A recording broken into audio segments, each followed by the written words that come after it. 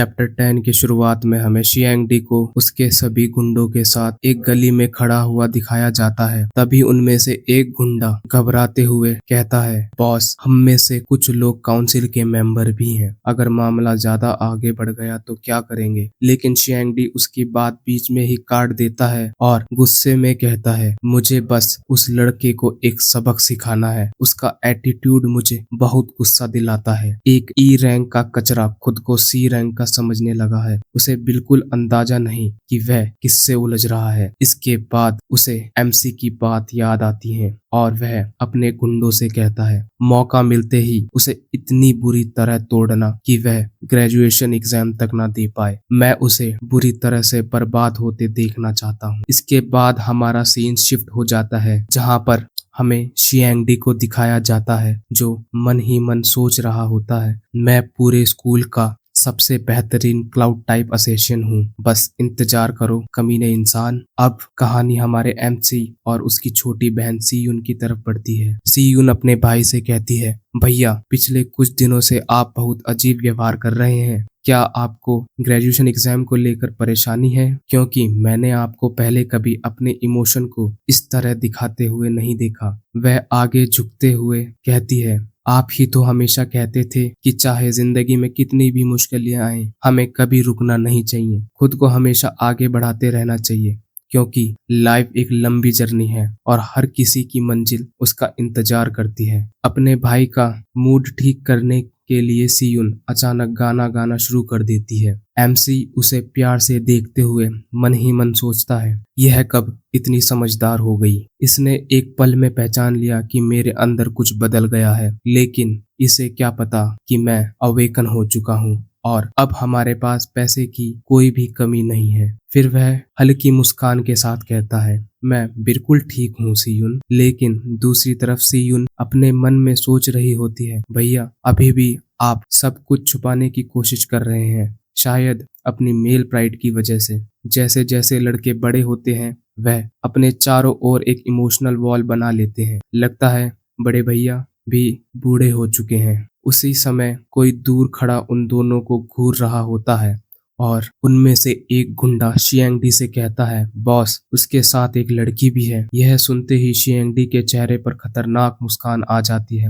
वह कहता है, इस गली में तो कोई कैमरा भी नहीं है, आज तो हमारा लकी डे है। सीन फिर से एमसी की तरफ आता है। उसे तुरंत एहसास हो जाता है कि कुछ गड़बड़ है। वह सामने खड़े लोगों को पहचान लेता है और सोचता है, यह सभी काउंसिल मेंबर हैं। इतनी हिम्मत की मेरे सामने आ गए। एमसी बिना कुछ कहे अपने ईयरबड्स निकालकर सीयून को पहना देता है और कहता है, मैं काफी समय से यह गाना सुन रहा हूँ, लो तुम भी सुनो। सीयून हैरानी से पूछती है, भैया, आपने गाना सुनना कब शुरू कर दिया? फिर वह मुस्कुराते हुए सोचती है, कहते हैं कि इंसान की प्लेलिस्ट उसकी मेंटल स्टेट बता देती है। शायद इस गाने से मैं अपने भाई को और अच्छे से समझ पाऊं। जैसे ही सीयून गाने में खो जाती है, सीन पूरी तरह एमसी की तरफ शिफ्ट हो जाता है। एमसी धीरे धीरे गुंडों की ओर बढ़ने लगता है और अचानक उसकी आंखें सुनहरी रोशनी से चमकने लगती है। एक ही नजर में उसे सभी की रैंक दिखाई देने लगती है। उधर सीयून आराम से गाना सुन रही होती है जबकि इधर गुंडे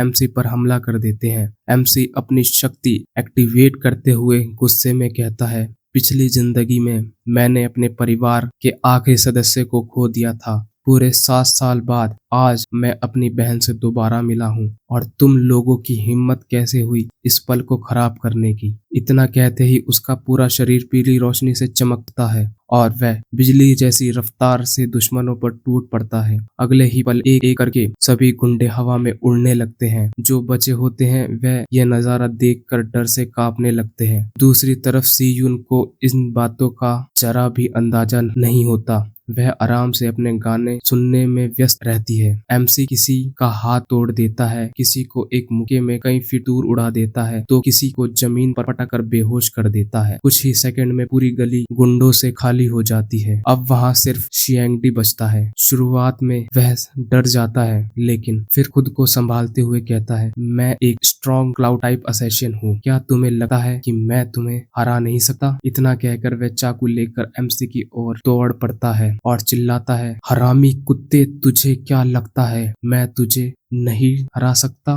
लेकिन अगले ही पल धड़ाम, एमसी का एक जबरदस्त मुक्का सीधा शियांगडी के चेहरे पर पड़ता है। उसकी गर्दन घूम जाती है, हाथ से चाकू छूट जाता है और वह हवा में उछल जाता है। लेकिन एमसी यही नहीं रुकता, हवा में ही दूसरा मुक्का उसके मुंह पर मार देता है, जिससे जिससे उसके कई दांत टूट जाते हैं और उसका शरीर उड़ता हुआ पीछे दीवार से जोरदार टक्कर खाकर गिर जाता है। एमसी उसकी तरफ बढ़ते हुए ठंडी आवाज में कहता है, मैंने तुमसे पहले ही चेतावनी दी थी, कभी मेरे रास्ते में मत आना, लेकिन तुमने मेरी बात का कौन सा हिस्सा नहीं समझा। और इसी धमाकेदार पल के साथ चैप्टर 10 यहीं पर समाप्त हो जाता है। चैप्टर 11 की शुरुआत में हमें सी चैन दिखाई देता है, जो ठंडी और खतरनाक नजरों से शियांगडी की ओर देखते हुए कहता है, मैंने तुम्हें साफ शब्दों में चेतावनी दी थी कि कभी मेरे रास्ते में मत आना, लेकिन लगता है तुम्हें मेरी एक भी बात समझ नहीं आई। दूसरी तरफ शियांगडी दर्द से कराते हुए मन ही मन सोचता है, मेरी लगभग सारी पसलियां टूट चुकी हैं,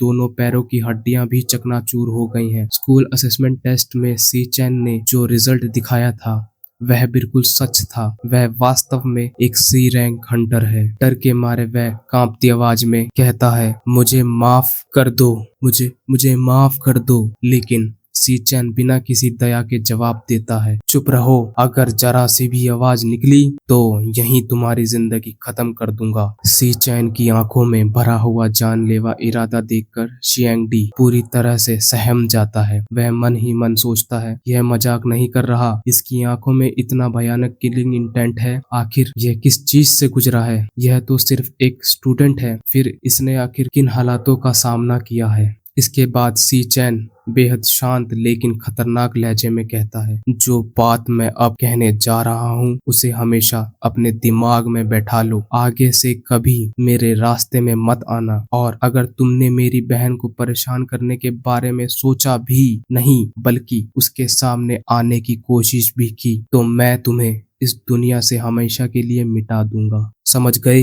यह सुनकर शियांगडी का डर और बढ़ जाता है और उसकी आंखों से आंसू निकलने लगते हैं, जबकि सी चैन बिना पीछे देखे वहां से चला जाता है। इसके बाद सीन सी यून की तरफ शिफ्ट हो जाता है। वह अकेले गाना सुन रही होती है और सोचती है, यह गाना मुझे इतना अकेला क्यों महसूस करा रहा है, मेरी आंखों में आंसू क्यों आ रहे हैं, मुझे रोने का मन क्यों कर रहा है। अभी तो हमें मिले हुए कुछ ही दिन हुए हैं, लेकिन ऐसा क्यों लग रहा है जैसे उन्होंने जिंदगी में बहुत कुछ सह लिया है। आखिर तुम इतने अकेले कैसे हो गए भैया, क्या मैं हमेशा तुम्हारे साथ नहीं थी। इतने में वह पीछे मुड़ते हुए कहती है, भैया क्या आप इस मजाक को कुछ ज्यादा ही आगे नहीं ले जा रहे। लेकिन जैसे ही वह पीछे देखती है उसके सामने सी चैन एक खूबसूरत गिफ्ट लेकर खड़ा होता है। वह मुस्कुराते हुए कहता है, ये तुम्हारे लिए है। गिफ्ट खोलते ही सीयून की आंखें खुशी से चमक उठती हैं। मैजिक हेलोग्राफिक पेन, और वो भी लेटेस्ट मॉडल। इसकी कीमत तो 10,000 से भी ज्यादा है। भैया आपके पास इतने पैसे कहाँ से आए। सी चैन मन ही मन सोचता है, अपनी पिछली जिंदगी में मैं तुम्हें नहीं बचा पाया, तुम्हारे सपनों को नहीं बचा सका,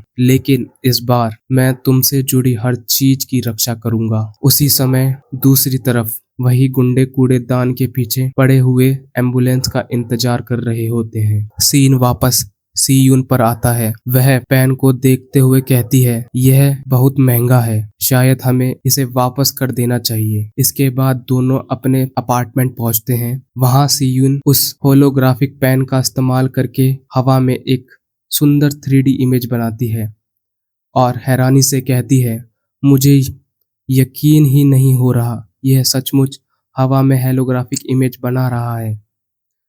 सी चैन हल्की मुस्कान के साथ कहता है, जब तक तुम्हें यह पसंद है बस वही मेरे लिए काफी है। लेकिन अगले ही पल सी यून का चेहरा उदास हो जाता है। वह कहती है, भैया हमें अभी तक इस महीने का किराया भी नहीं दिया और आपने इतने पैसे इस पेन पर खर्च कर दिए। सी चैन शांत स्वर में जवाब देता है, मैं पूरे साल का किराया पहले ही दे चुका हूँ। यह सुनते ही सी यून पूरी तरह से हैरान हो जाती है। क्या, कैसे। सी चैन बिना झिझके जवाब देता है, मैंने अपने एक दोस्त के साथ मिलकर नया बिजनेस शुरू किया है, वहीं से कुछ पैसे कमाए हैं। लेकिन सी यून मन ही मन सोचती है, भैया आप झूठ बोलने में बिल्कुल अच्छे नहीं हैं। क्या आप अब मुझसे भी राज छुपाएंगे? हालांकि काफी समय बाद अपने भाई के चेहरे पर इतनी सच्ची मुस्कान देखकर वह और कुछ नहीं कह पाती। वह हल्की मुस्कान के साथ कहती है, ठीक है, जो भी हो, बस अपना ज्यादा ध्यान रखना और खुद पर ज्यादा जोर मत डालना। सी चैन सिर्फ मुस्कुराते हुए कह देता है। इसके बाद सीन गोंगटिंग की तरफ शिफ्ट हो जाता है। वह गंभीर आवाज में कहता है, शियांगडी की हालत बेहद खराब है। उसकी 60% से भी ज्यादा हड्डियां टूट चुकी हैं। यहाँ तक कि टॉप टियर डॉक्टर भी उसे 1 महीने के अंदर ठीक नहीं कर सकते। मुझे यकीन नहीं होता कि सी चैन से लड़ने के बाद उसकी यह हालत हुई है। तभी वाइस प्रेसिडेंट कहती है, लगता है वह इस बार ग्रेजुएशन एग्जाम भी नहीं दे पाएगा। लेकिन गोंगटिंग बेपरवाही से जवाब देता है, मुझे कोई फर्क नहीं पड़ता। मेरी टीम बिना किसी डेड वेट के और भी बेहतर रहेगी। उसी समय पीछे से एक बुजुर्ग व्यक्ति आता है। वह नेशनल अवेकनर यूनिवर्सिटी का डायरेक्टर गोंग जुएंग होता है। वह कहता है, सी चैन की रैंक मैंने दोबारा कंफर्म करी है। उसकी रैंक सचमुच सी रैंक है और पूरे स्कूल में वह अकेला ऐसा स्टूडेंट है जिसकी रैंक तुमसे ऊपर है। यह सुनकर गोंगटिंग के चेहरे पर हैरानी साफ दिखाई देने लगती है। इसके बाद गोंगसुएंग कहता है, तुम्हारे पिता ने इस बार अलायंस के वाइस चेयरमैन को ग्रेजुएशन एग्जाम देखने के लिए बुलाया है। इसलिए यह सुनिश्चित करना कि कोई भी तुम्हारी लाइमलाइट को ना छीन सके। मैं अपनी भतीजी यानी हमारी वाइस प्रेसिडेंट को भी तुम्हारी टीम में शामिल कर देता हूँ। लेकिन गोंगटिंग बीच में ही बात काटते हुए कहता है, आप ज़रूरत से ज़्यादा सोच रहे हैं। क्या आपको सच में लगता है कि मैंने रैंकिंग असेसमेंट टेस्ट में अपनी पूरी ताकत दिखाई थी? वह आत्मविश्वास से आगे कहता है, बाकी सब कुछ ग्रेजुएशन एग्जाम के दिन देख लीजिएगा। मैं पूरी दुनिया को दिखा दूंगा कि सबसे ताकतवर कौन है। इसके बाद सीन लड़कों के हॉस्टल में पहुंचता है, जहां सी चैन नहाते हुए खुद से कहता है, आज मैंने अतिरिक्त वजन के साथ 100 किलोमीटर की दौड़ पूरी कर ली। अब पैसों की समस्या भी खत्म हो चुकी है। आखिरकार मैं अपने असली प्लान की शुरुआत कर सकता हूँ। फिर वह आगे सोचता है, ग्रेजुएशन एग्जाम में मुझे हर हाल में प्राइज मनी जीतनी होगी ताकि क्विंगजी का कर्ज चुका सकूं और अपना समझौता पूरा कर सकूं। भविष्य में भी मुझे उसकी मदद की जरूरत पड़ेगी। अब एग्जाम में 1 महीने से भी कम समय बचा है। तब तक मुझे खुद को और भी ज्यादा लेवल अप करना होगा। इतना सोचकर वह आंखें बंद करता है और सो जाता है। अगले ही पल एक सिस्टम नोटिफिकेशन दिखाई देता है, सिस्टम इनिशियलाइजिंग ग्लटन सिस्टम इनिशिएटेड। सीन दोबारा उसी रहस्यमय टावर के सामने पहुंचता है, जहां सी चैन सीढ़ियां चढ़ते हुए सोचता है, पिछले असेसमेंट में मेरी सबसे कमजोर क्लास ग्रेव हॉर्न थी, जिसकी रैंक सी थी। लेकिन मेरी सबसे ताकतवर क्लास अब्रेजल फील्ड तो डिस्प्ले ही नहीं हुई थी, जबकि यह एक एस रैंक एबिलिटी है। फिलहाल मैं इसकी असली ताकत को इस्तेमाल नहीं कर सकता और मुझे यह भी नहीं पता कि इसके अंदर कितनी छिपी हुई शक्तियां मौजूद हैं। इसके अलावा मेरी बाकी की 2 क्षमताओं की रैंक भी अब तक अज्ञात है। इसके बाद वह सिस्टम से टाइम रिफ्ट की निकालता है और उसे टावर के गेट में लगाकर दरवाजा खोल देता है। हल्की मुस्कान के साथ वह कहता है, चलो आज देखते हैं कि इस टावर ऑफ डार्कनेस के अंदर आखिर मेरा इंतजार क्या कर रहा है। इतना कहकर वह गेट के अंदर प्रवेश कर जाता है। लेकिन जैसे ही वह अंदर पहुंचता है, सामने एक नजारा देखकर उसकी आंखें हैरानी से फैल जाती हैं। वह सिर्फ इतना ही कह पाता है, यह जगह। और इसी जबरदस्त क्लिफ हैंगर के साथ चैप्टर 11 यहीं पर समाप्त हो जाता है। अगर आपको वीडियो पसंद आई हो तो वीडियो को लाइक करो और चैनल को सब्सक्राइब करें और नेक्स्ट पार्ट के लिए 100 लाइक का लक्ष्य पूरा करें। मिलते हैं अगली वीडियो में, तब तक के लिए बाय बाय।